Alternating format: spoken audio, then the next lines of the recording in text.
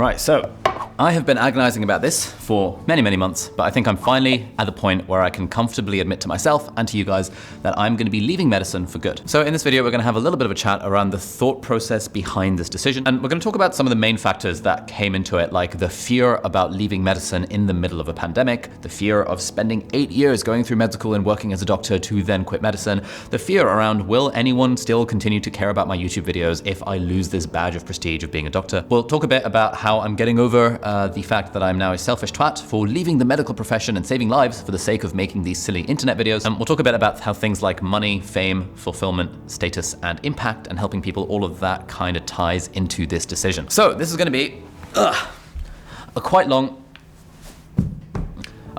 and quite rambly video. It's probably not going to be useful directly. It's not like a listicle of how to be more productive or things like that, but I'm hoping that if you're interested in the thought process behind the stuff, if you're at the crossroads of making a big career decision in your life as well, or maybe even a life decision, you might find some of the mental models that I've been going through maybe helpful, maybe not. I don't know. Let me know in the comments whatever you think either way. All right, let's start with part one of the video, which I guess is taking a step back, zooming out a bit and thinking about what is the purpose of work. And the way I see it, there's broadly 5 different things that we work for the sake of. The first one is money. We need to work to make money. The next one is having fun. The third one is helping people. The fourth one is some combination of like purpose and meaning and that kind of stuff. And the fifth one, which is a very sort of unsexy thing that we probably won't admit to ourselves, is social status associated with the job that we have. Okay, let's start by talking about the money thing. So obviously we all need money to survive, and money is a big part of why we go to work for things. Bear with me, I'm kind of going zoomed out here, but I want to kind of keep these 5 things in mind as to the point of work as I talk about the decision to leave medicine ultimately. So we all need money to survive, and as Vicki Robbins would say in the book Your Money or Your Life, which is very good, people should read it, she would argue that actually the only thing we get from work is money. Yes, we get other things from work. We get these things that we're talking about, fun, helping people, purpose, meaning, social status, all that kind of stuff. But she argues that we can get all of these things if we just volunteer. Like you can get fun and purpose and meaning and social vibes and fulfillment and all that kind of stuff from volunteering at your local church or helping out with a charity without getting paid for it. And the only thing that makes it work is the fact that you are being paid for it. So that's like an interesting way of seeing the money thing. And obviously for some people in the world, like the only reason they are going to work is to make money, and having fun, helping people, having meaning, having impact, that kind of stuff. It is all like a privilege once you've gotten to the point where you've ticked the box of, okay, I'm making enough money from my job to make ends meet. And so over the last few months, as I've been thinking, do I want to continue to be a doctor? Money is not a factor for continuing to be a doctor, because in the UK, doctors don't get paid very much. And the sort of money that I can make doing this YouTube thing is astronomically higher than the sort of money that I could feasibly be making as a doctor. Now, this is obviously a super privileged position to be in. Most people don't really have that option where they can just quit their job because they've got the option for making more money further down the line, but that is something that ties into it. But then people always say, well, okay, being a doctor isn't just about the money. It is also about the other stuff associated with being a doctor. And the reason we go to work is not just for money, it's also for fun, satisfaction, helping people, professional intellect, like learning, all of those kind of reasons, which ties into these other 4 things that we're going to talk about. So the next reason as to why we go to work or why we have careers, if we ignore the money thing, is to have fun. Maybe fun is too simplistic a word. Maybe you prefer the word satisfaction or enjoyment or pleasure or anything like that. I like the word fun because it really, I don't know, it's kind of simple. I like simple words. And there's a few different types of fun that we can get in the work. For some of us, the work that we do is genuinely fun. Like intrinsically, we enjoy the work so much that it is actually fun going to work. For some of us, the work itself may not be inherently fun, like going through a spreadsheet is not inherently fun, but the banter that we have with our coworkers and the good vibes and the fact that all our friends are at work, that's what makes it fun. For some of us, it's the fact that work is an intellectual challenge. This is a nice thing within medicine. It is quite an intellectual, and there is some element of lifelong learning. You get to improve your skills, you get to be better, you get to have a sense of progression. All of these things add up in various ways to give this kind of concept of fun, that I enjoy my job, I enjoy my work. And honestly, when it came to my decision to leave medicine, the fun bit was like a pretty large one, because I genuinely did enjoy the job. Like it was quite fun. I enjoyed the banter with the coworkers, I enjoyed talking to patients, I enjoyed learning the science part, I enjoyed taking blood. I enjoyed those aspects of the job. There were lots of aspects of the job that I didn't enjoy, like the fact that it was a full-time job, the fact that you have to, just struggle to take time off when you want to take time off, the lack of autonomy that you sometimes have as a junior doctor. But overall, I actually had a pretty good time working as a doctor for 2 years. And so for a while, I was genuinely thinking, okay, this YouTube thing is really cool. I love the entrepreneurship stuff. I love the teaching stuff, but I also really quite enjoy medicine. And so what if I just do the medicine thing part-time? And so I made a video earlier in March this year, where I talked about how I'm going back into medicine part-time. And I did try it. I tried a few shifts, I tried working in medicine part-time, but I couldn't shake the feeling that every day I was in the hospital, I was thinking, okay, hour by hour, this is just nowhere near as fun as I would be having, as much fun as I'd be having if I were hanging out in the studio, hanging out with the team, doing this YouTube thing, doing the internet thing, reading, writing. I could imagine doing so many things other than being in a hospital treating patients in the emergency department. And that's just me. Like, maybe if you're a doctor watching this or a medical student, maybe you do genuinely find it fun. And if you won the lottery, you would still continue to work in the emergency department or whatever specialty you're doing. And if that's the position that you're in, then that's absolutely fantastic. The point of this video is not to convince anyone else to leave medicine. I'm just explaining the reasons why I'm personally leaving medicine and the fun aspect of it. Even though medicine is fun, the other things that I'm now doing on the internet are more fun. And so fun is now not a factor to stay in medicine. All right, so now we move on to the big daddy number 3, helping people. Helping people is, for some people, a big part of why they do the work that they do, allegedly. But when it comes to helping people, I like to separate it out into two factors that I think are actually going on here. So that's firstly the personal joy that I get from helping people, which is one part of it. And then there is the actual helping of the people. Now, what do I mean by this? So let's say I am an investment banker and I make, I don't know, $10,000 an hour. And let's say I volunteer at the local soup kitchen because I'm like, I want to help people. For that particular investment banker, they're not actually helping that many people by volunteering at the soup kitchen. And if they wanted to genuinely help people, they could just put in an extra few hours at work, make $20,000, and then donate that money to the soup kitchen to allow the soup kitchen to hire a bunch more people, to help a bunch more people. The investment banker has far more actual impact if they just donate their money than if they donate their time, because them ladling soup in a soup kitchen is actually not a very effective use of their time, given that they could be making $10,000 an hour, hypothetically. But it doesn't feel as good. It feels pretty good to volunteer in a soup kitchen. It feels good to be able to help that person who's in front of you. And I think it's kind of the same thing in medicine. Same for me, same for basically every doctor I've spoken to. There is a personal joy that we get from helping the patient in front of us. But if we think about it, is it potentially the most impactful thing that we could be doing with our time?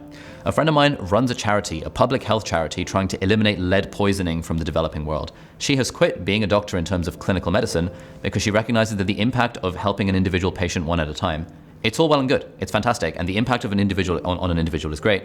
But if you care about moving the needle in terms of like eliminating these things that cause like huge problems, like lead poisoning contributing 1% to the global burden of disease, or massive things like malaria or schistosomiasis that kill thousands, if not millions of people all around the world. An individual working on those things has far more like real lives saved type of impact, even though it doesn't feel as warm and fuzzy to donate money to the Against Malaria Foundation as it does to sit there in front of an actual patient or as it does to volunteer at a soup kitchen. And so for me, when it came to my decision for leaving medicine, I realized that the whole helping people thing, it's kind of a bit muddy in the water.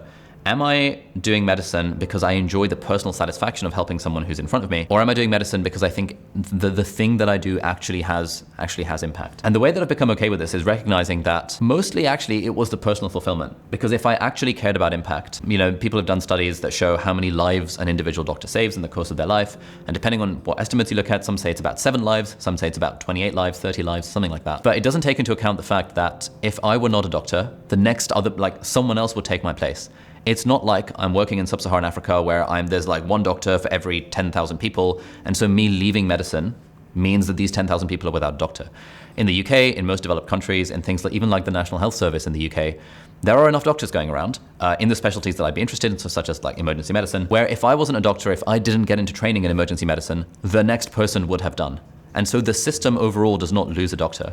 And also, even if it did, when it comes to a developed world system, it's really the system that saves lives rather than the amazing prowess of an individual doctor. Yes, maybe if you're the world expert on some niche condition and you're the only person in the world or one of a very few handful of experts who can solve the thing, then you are having counterfactual impact. You as an individual are genuinely making a difference. If you're a surgeon operating on this thing which is really difficult that maybe other surgeons couldn't operate on, you as an individual surgeon are actually making a difference. But in the place that I was as a junior doctor, 2 years fresh out of med school, there was nothing special that I was offering to the medical profession other than the fact that I was a doctor 2 years out of med school. I wasn't particularly special. And so maybe if I'd continued training for 20, 30 years, I'd have become special. But at this stage of my life, I felt I wasn't having any real impact that me as an individual could have working in medicine. And the real reason that I kept at it was because of this personal joy and satisfaction of helping people, which the way I kind of think of the world in a fairly utilitarian sense, it didn't really justify it. I would rather not have the feeling of satisfaction and cause more impact then I would have a feeling of satisfaction and not have that impact, if that makes sense. So we'll come back to this idea of helping people. The other reasons why people do work is beyond the money, beyond the helping people, beyond the fun. It's this idea of purpose and meaning that we get from our jobs. And in a lot of parts of the world, we identify a large amount of purpose and meaning from the thing that we do for our job. I think there's a few different elements of this. There's one, just the idea of that it gives us something to do with our time. And there's a bunch of studies, a bunch of evidence that shows that when people retire or when people become unemployed, they're more likely to go into depression because now they have nothing to do. And sitting around at home all day is actually just not that fun. Secondly, there's the idea of progression and purpose and a sense of growth. And when you're in like a medical training thing, you have this like sense of progression. You're like, yep, I'm learning things all the time and I'm working towards something, and that contributes a profound sense of purpose and meaning to our lives. And this was another part of what kept me in medicine for so long. Well, I say long, it was only 2 years, but what kept me in medicine and thinking about it for such a long time, because it does genuinely feel meaningful and feels like, yes, I'm working towards this thing and I have a sense of purpose. But then I started like really thinking about, what do I actually want to do with my life? What are the things that mean that value to me? What are my values? That kind of stuff. And I came across this exercise called the gravestone technique, which is to imagine what would you want written on your gravestone when you're dead, obviously, rather than when you're alive. And I thought about this for a while, and I realized for me, I've mentioned this in a couple of videos, for me, the three things that I would want written on my gravestone are some combination of good father, good husband, and good teacher. Like I care more about being a decent teacher than I do about saving lives as a doctor. So like that was one thing that was kind of interesting for me, and it's a question that I'd encourage you to think about as well. What do you actually want written on your gravestone? I also did this exercise called the ideal ordinary week, where I imagined, okay, what does my ideal ordinary week look like a year from now, 2 years from now, 5 years from now, 10 years from now?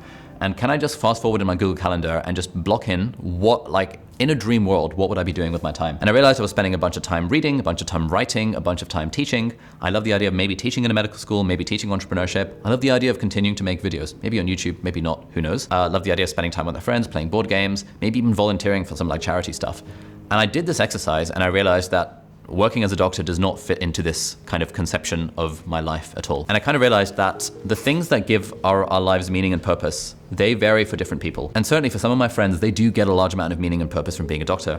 But when I really stopped and thought about the question of like, what would actually bring my life fulfillment and purpose and meaning, it was more about this idea of being a teacher. And the stuff that I'm doing right now involves teaching. Like I'm teaching my YouTube Academy, that's really fun, it feels really fulfilling. Teaching things on YouTube, writing a book, it is all teaching at scale. I would like to incorporate more real life teaching at some point. So it'd be really cool to, for example, teach medical physiology at a university. I did some of that when I was at Cambridge.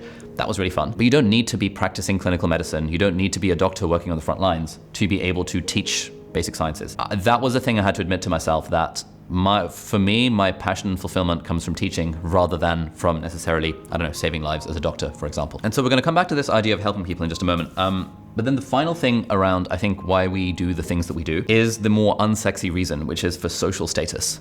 And being a doctor, there is a large amount of social status and prestige associated with being a doctor. And similarly, if you're a hotshot lawyer or investment banker or anything like that, there is some level of status that we get from our peers for having that particular job title. It's not a thing I want to talk about too much. It's not a thing that feeds massively into my life, but as I've been thinking about the decision, do I stay in medicine or do I leave? A big part of it has been like, ooh, I don't want to lose that badge of honor, that badge of prestige that being a doctor gives you. But, you know, it's not really a particularly, I think, good reason to do something you're not necessarily fully passionate about.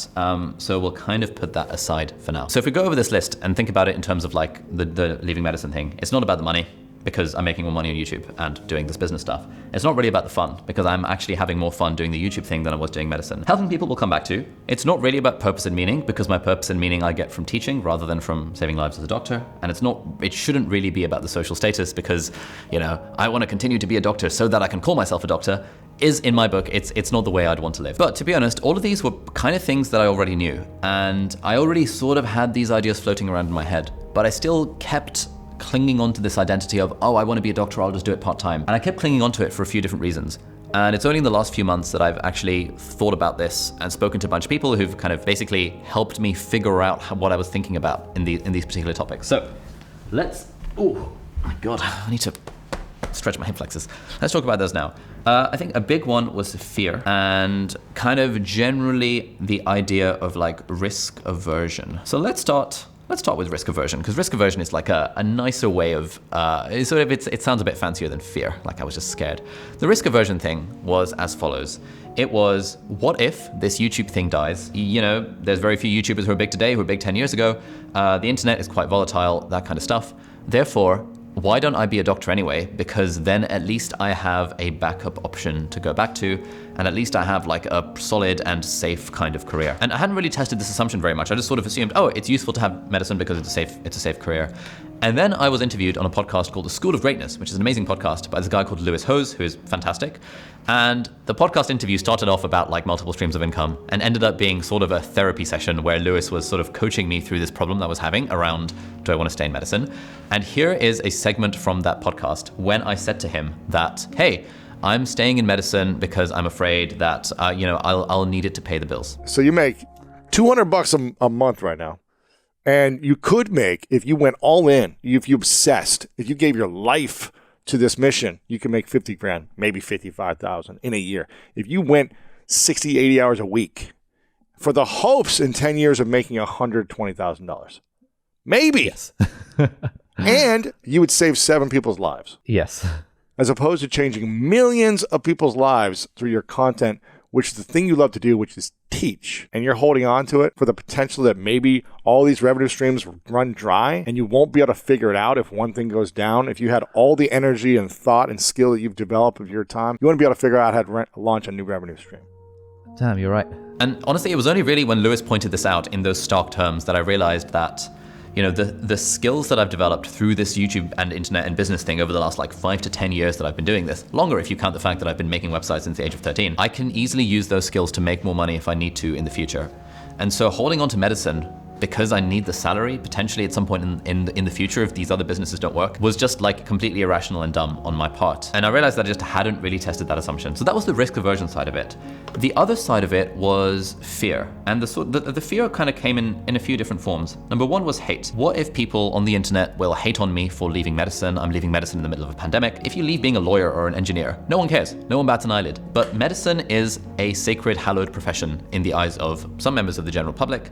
And so me quitting being a doctor feels like it's a bigger deal because now you're turning your back on potentially saving lives and people. So I was quite concerned about potentially getting some amount of dislike or hate on the internet. But another big part of it was the fact that, to be honest, I have built my brand and this platform and this YouTube channel off the back of initially being a medical student and then being a doctor and saying, hey, look, I'm a doctor and I do this stuff on the side.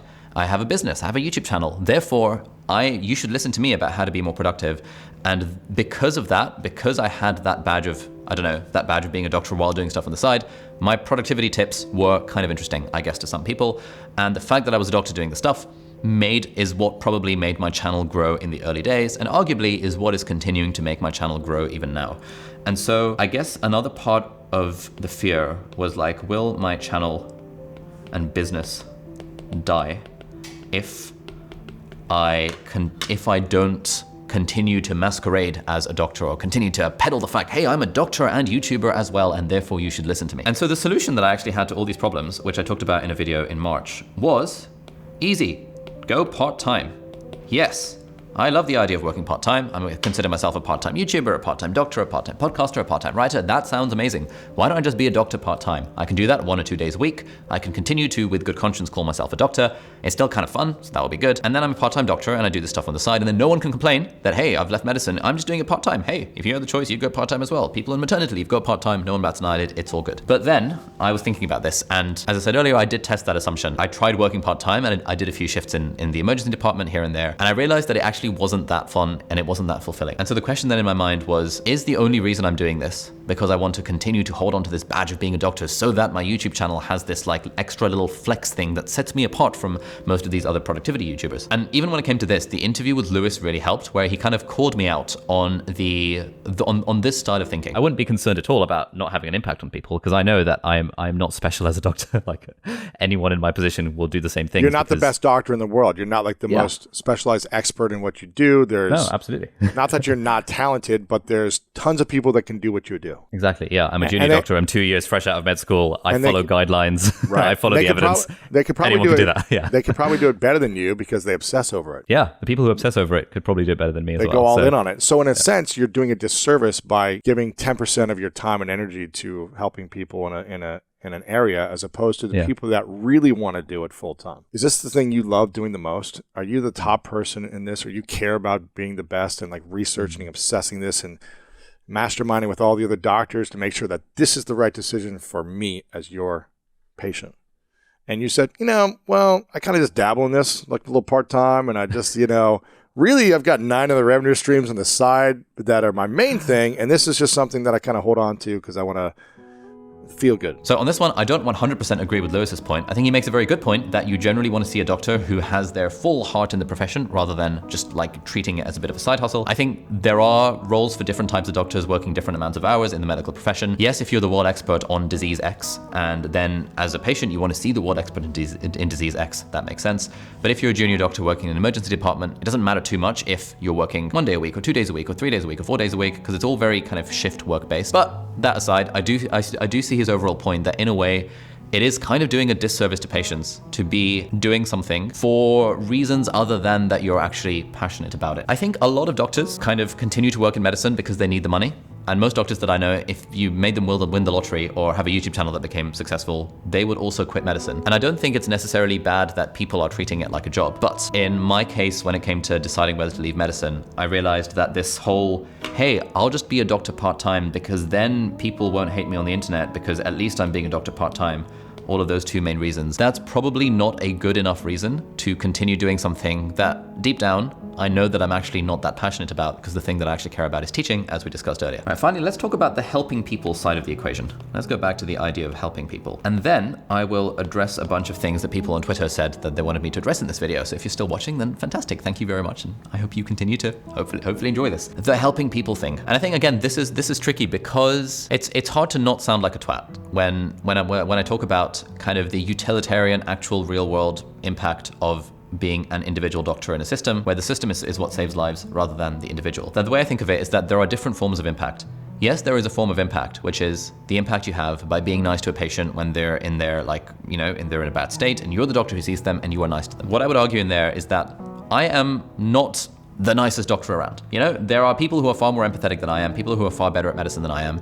And if they were to see one of my colleague can be equally nice to them, right? So the fact that I am the one there being nice to the patient and holding their hand and stuff, that alone probably shouldn't be a reason for me to continue to do the thing. And really, if I were doing that, the reason I'd be doing it is because I want to feel good rather than because I want the patient to feel good. Because like I said, the patient would feel good anyway because if you put me out of the system, another doctor would take my place and they would be the one holding the patient's hand. And I think when it comes to other sorts of impact, like it's really hard to, I'm not trying to compare here, but for example, a teacher has some impact, right? It's a different sort of impact than someone has saving someone's life. But if, for example, you can think back to one of the teachers that inspired you when you were younger, and maybe that put you on a career trajectory to follow your passion, follow your dreams in a way that you didn't really know before, that is impact of a sort. And I've realized that that's the sort of impact that I care about, rather than the impact of saving individual lives. I do care about saving lives, and I will come to that in just a moment, which relates to the idea of kind of effective altruism and stuff. But really, if I think about what's going to bring me personal joy and satisfaction, it's the idea that people would consider me a good teacher, an inspiration in their lives, and the sorts of emails and messages I get. I think I've had like 2 messages from patients when I was working as a doctor saying, hey, you were really nice and you really helped me in my time of need, etc.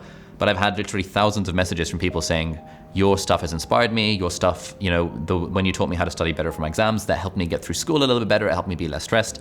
I've had messages from people saying that you saved me from the brink of suicide because I saw your videos and I was super inspired by the life that you live and I realized I want to do that myself. I've had messages from people saying that your tips when it came to starting a YouTube channel or your tips when it came to making passive income, those have helped me afford IVF, so now that I can have kids.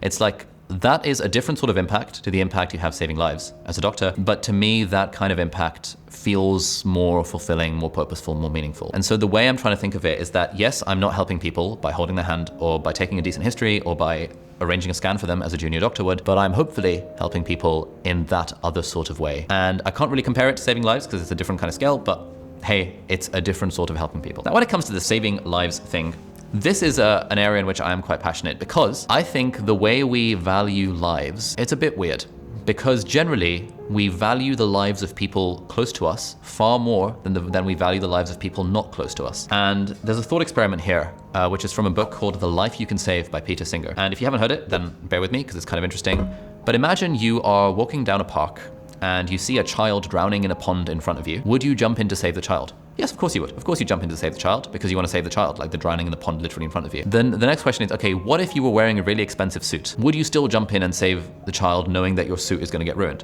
The answer is, of course you would. Who wouldn't? It's just dumb. Like, who cares about the suit? Even if it's like £5,000 suit, you would still jump in and save the child because you're literally saving the life of a child. Great.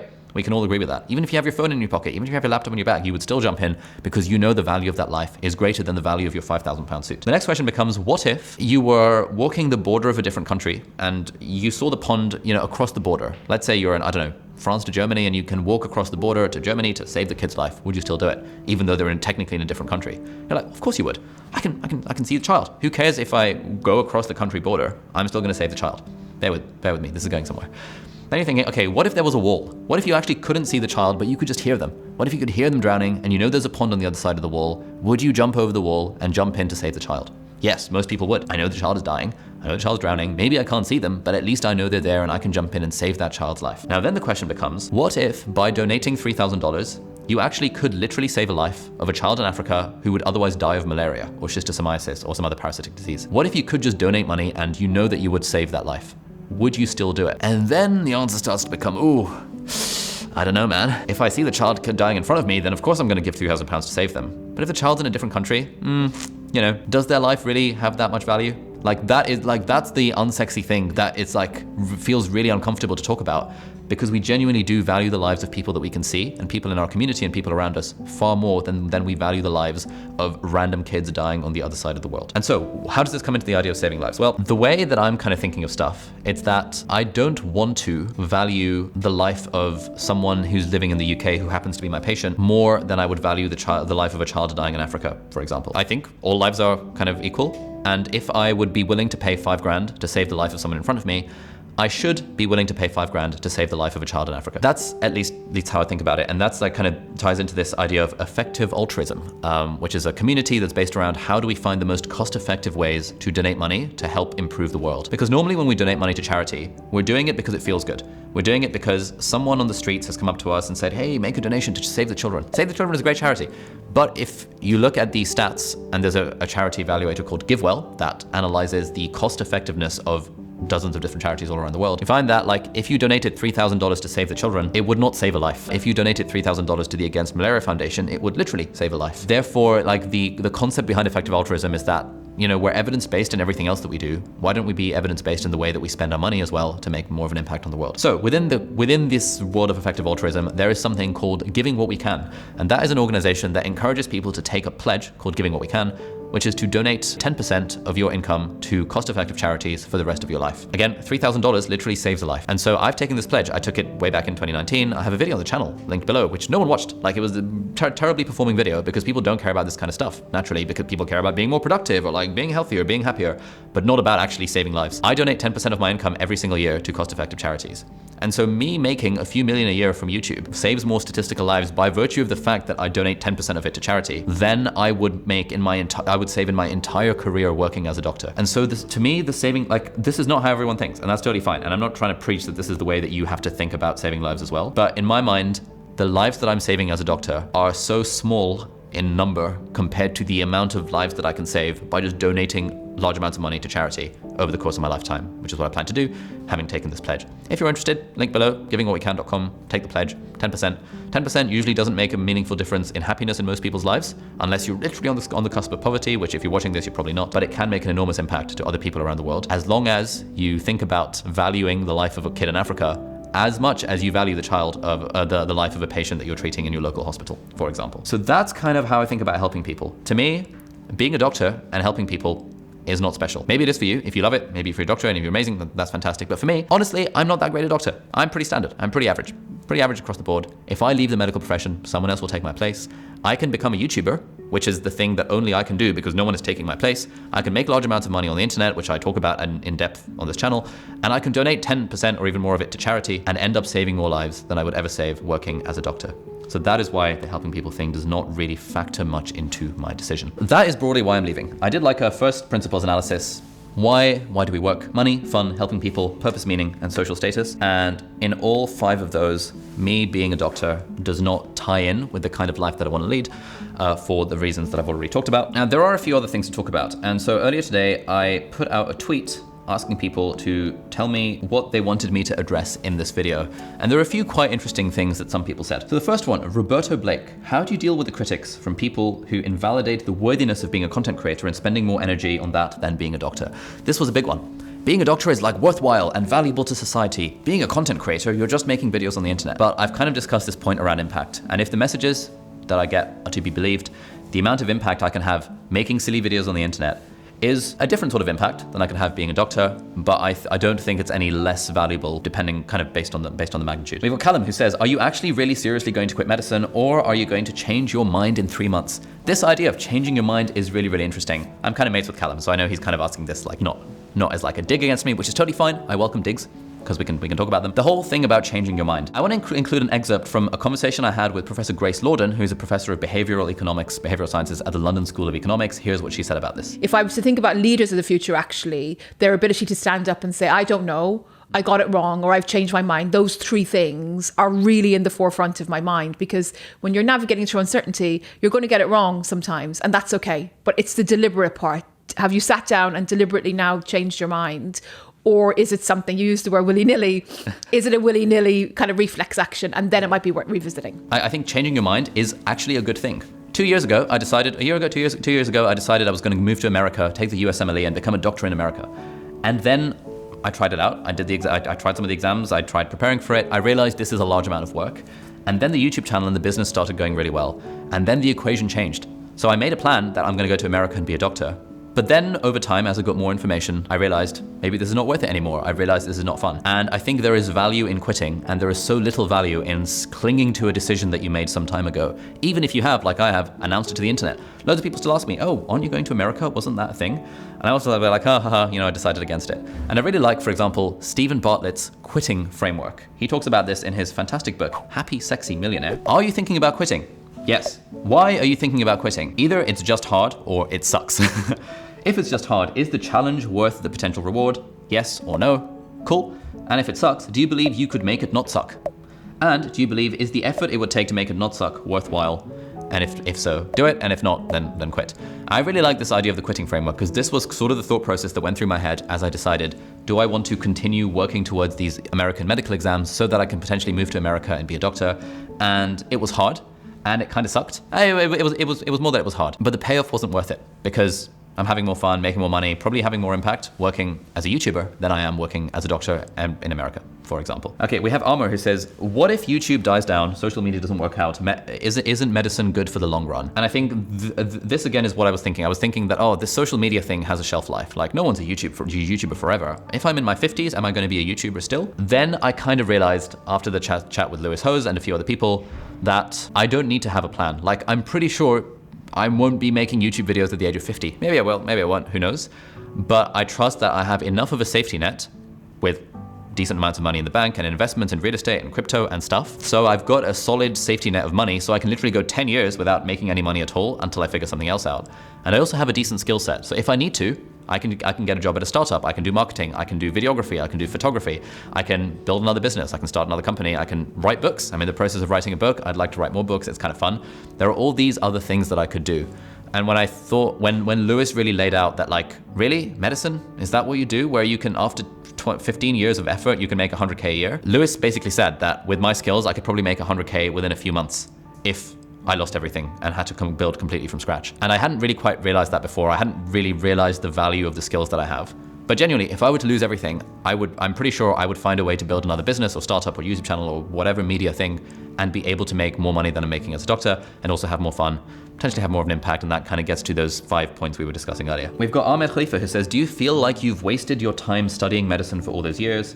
And what are the transferable skills that you learned in medicine that applies to what you're going to do next? So I don't feel like I've wasted any time at all. I think studying medicine was like really fun. Working as a doctor was really fun. You know, it's gotten me to the point where, yes, that's now not what I'm doing, but it's about the journey. It's not about the destination. And I really enjoyed and got a lot of value and fulfillment and skills and joy from the journey of going through med school and the journey of being a doctor for those 2 years. So it's not at all, in my mind, a waste of time. I think it would be a waste of time if I thought in terms of outcomes. If I thought, oh, the only point of medical school is to become a doctor at the end of it. It's like, no, journey before destination. The journey is what matters. It's all about the climb. And as long as that's fun, and that's been fulfilling, and that's maybe helped people along the way, then that's the thing that matters, rather than whether or not I ultimately decide to be a doctor at the end of it. And similarly, Neville says, the value of having gone through the whole arduous process of becoming a doctor, even though you eventually made the decision. If you'd never gone to med school, would there still be an Ali Abdaal on YouTube? Probably not. Like, I kind of needed to go through that journey of like having something to talk about, setting up a company in 2013 where I was helping people get into med school, using that to then launch this YouTube channel, starting off helping people to get into med school, using that to realize people are asking me about how to study and how to be more productive and how to take notes on an iPad. And then that led to the more videos, and then that led to this YouTube channel, and now that's led to us getting to this point where you're watching this video, probably like really, really long into the video. I now have a studio, have a team of 17 people. None of this probably would have happened the same way if I hadn't gone to med school, if I hadn't started a business that helps people get into med school. And the fact that I'm not a doctor right now, I don't think takes away from the fact that that journey was like still a thing. And so I don't really worry that there's a lot of sunk cost and it feels like time and effort wasted, because I think it was all great. It was a fantastic life experience along the way. Oh, here's a good question. Fully support you, Ali, but I think this is an interesting question. I agree. Do you feel any element of guilt or regret that you have the skills that you have to help people and you're choosing not to use them? So this is interesting. This comes back to that question of helping people and impact. The skills that I have as a doctor, 2 years fresh out of med school, not particularly interesting. I haven't trained as a surgeon for 30 years to become like the world expert on something. I'm a very, very, very, very, very bog standard doctor. Does a teacher feel guilty that they're not instead volunteering at a soup kitchen? Does an investment banker feel guilty that they're not volunteering as a doctor? Like, I don't really know how it goes, but I think there are different sorts of impact, and I don't feel any sort of guilt that, ooh, I have the ability to put in a cannula. I have the ability to prescribe fluids, and I'm currently not using that because I think I have more of an impact defined by me. Like the things that matter to me by doing this kind of stuff on the internet. Pochraj asks, what is your advice to those who want to switch careers? The answer is, I don't know. I don't really have any advice to this other than test your assumptions, write them down, talk to them about it with people, because it's very easy to bullshit yourself, which is what I was doing for so long until people like my brother, people like Lewis Hose, people like other friends pointed out to me that the way that I was thinking about this was kind of flawed. I think it's like Richard Feynman says that the first person you must not fool is yourself, because you are the easiest person to fool. Ooh, interesting question from Justin. People thought I was nuts for leaving my medical device job 7 years ago to go full-time on YouTube. Can you talk about the planning and prep that you've done to financially feel empowered to make this jump? Gotta imagine you did financial forecasting for your business. Yeah, basically it was that, you know, we have large amounts of money chilling in the business bank account now, so that even if, like, you know, we have several years of runway for the whole team, and if needed, then, you know, we can downsize everyone in the team, me and a video editor, for example, me and Christian, or me and Dan, for example, we could just strike off on our own and continue to make content for 10 years before we run out of money. And I'm sure in that 10 years, we could find something to do that would make the money back again. And so there is an element of like, we've got enough of a safety net in the business. And actually, I kind of recognized this from day one, where whenever we were becoming too reliant on a single line of revenue, I was like, okay, cool, this is bad. We now need to diversify and build these other kind of foundational pillars of the business so that it's not so reliant on the YouTube channel, it's not so reliant on Skillshare, it's not so reliant on our courses. So now I'm pretty confident that whatever happens, we'll find a way to make it work. Here's a fun one. So Artemis says, I'm a med student myself, and the only reason your productivity tips were interesting for me was because you were balancing both med school and running a business alongside, which are both very demanding. If you quit medicine, you will become just like another guy on YouTube. And I completely agree with this. This was like my biggest fear in quitting medicine, that will I just be another productivity guy on YouTube? Not that that's a bad thing, because I'm mates with a lot of them, but it's like, it's more interesting being a doctor and also a productivity guy on YouTube. And I realized that, yes, I run the risk of losing that audience. And if now medical students stop following me because they're like, oh, I don't care, you're not a doctor anymore, that's totally fine. I'll be sad to miss them. If you're a medical student or a doctor watching this and you want to unsubscribe, that's totally cool. All the best. No hard feelings. I get it. But keeping you here as a subscriber is not a good enough reason for me to live my life doing something that I'm not entirely passionate about, that doesn't really bring me joy and fulfillment. And it felt like a very fear-based thing to think, oh, the medics in my audience are going to be pissed off that I'm leaving medicine and they're going to stop following my content. That's totally cool. Plenty of other doctors who are also doing YouTube on the side. I would encourage you to watch all of their stuff. Ooh, Dr. Jones says, why for good? How about for now? Your ability to teach and communicate could make a world of difference in our profession. Do not squander that potential. Just my honest opinion. Oh, thank you. That's a very good point, actually. Like, for good is kind of clickbaity, not really. But really, for good is a decision, is something that I had to kind of admit to myself. Realistically, it is actually for now. Like, I could always go back to medicine if I really wanted to. It's there as a backup option. I've got my medical license. I've got my full registration with the General Medical Council. I could go back if I wanted to. And maybe some years down the line, I will. But I think for the last year, I've sort of been half in and half out. I've been thinking, oh, I'm a part-time doctor, part-time YouTuber. And after that chat with Lewis Hose, I realized that, you know what? For the next season of my life, let me go all in on the thing that I currently care about the most, which is the YouTube stuff, the business stuff, the writing stuff. And then maybe, if my values and preferences change over time, I might go back into medicine.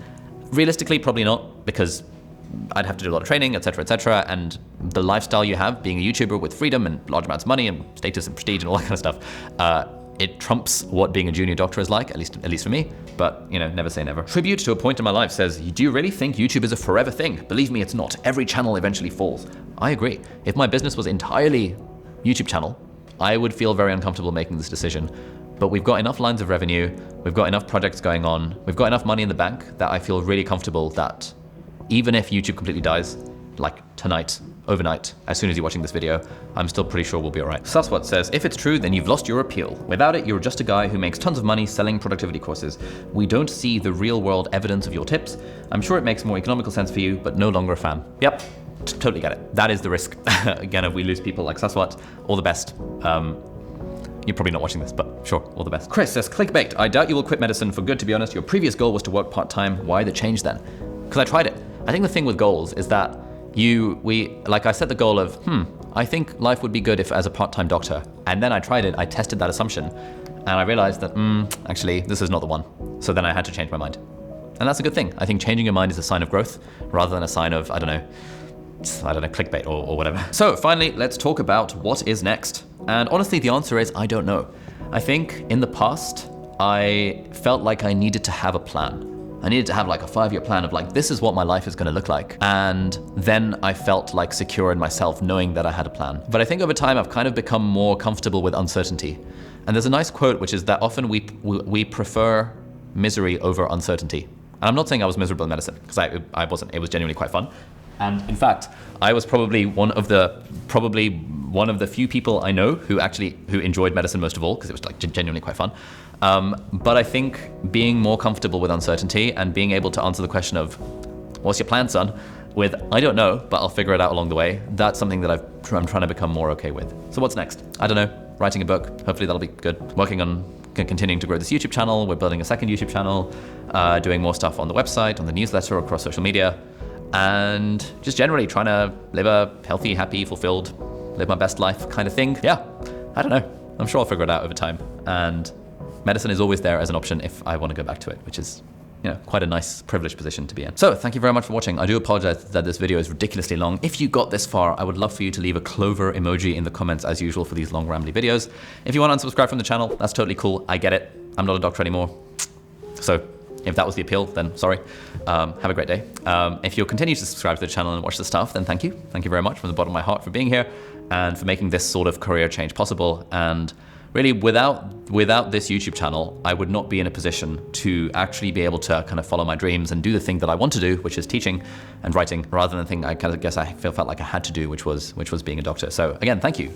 If you've been a viewer for any length of time, you have contributed to my ability to leave medicine and hopefully follow something that I am genuinely more passionate about than the thing that I made a decision to do when I was 16. So yeah, thank you so much for watching. If you got this far and you're interested in more rambly videos about this and you want to see the evolution of my thought processes to see how much I was bullshitting myself back in the day, this little short playlist has my video where I talked about my last day as a doctor and also why moving to America and then not, and also why in March I decided I was going to go back to medicine part-time. So you can kind of see the evolution of the thinking. Maybe it'll be helpful, maybe not. Either way, have a great day and I'll see you in the next video, hopefully. Bye-bye.